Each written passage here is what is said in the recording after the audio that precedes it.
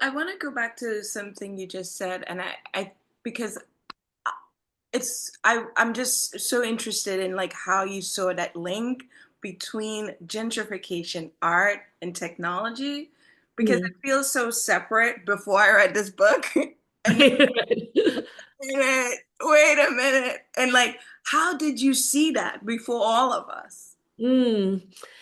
Partly I think it's like as a novelist, we're following our own obsessions, like so even if we are fiction writers and we're writing about people that aren't us and it's not necessarily a, an autobiographical story in any way, we're like following these breadcrumbs of whatever we're obsessed with, right? So I kind of always knew I wanted to write about these, creative practitioners and artists in some ways, and was also kind of interested in writing about this moment at the turn of the century of like unbridled tech optimism. And, just because those were periods of times I lived through as a young person and remember sort of creating in that way, right? So that was sort of also a kind of period of artistic creativity. You see that with like Jackie as a tech coder, imagining this better world through technology.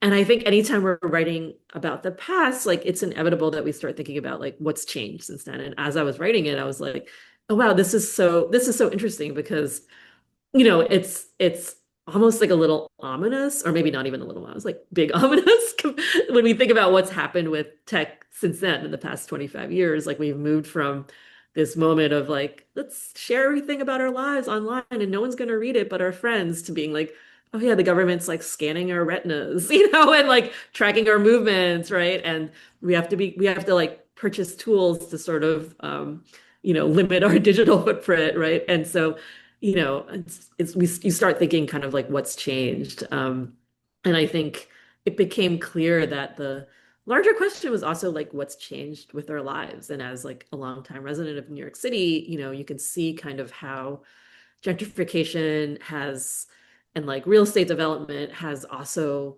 limited the choices and the abilities of people to like stay in the city and to like create art and to like, have the time to like choose what projects to pursue, right? So that seemed to be like a very clear thread with all three of the characters.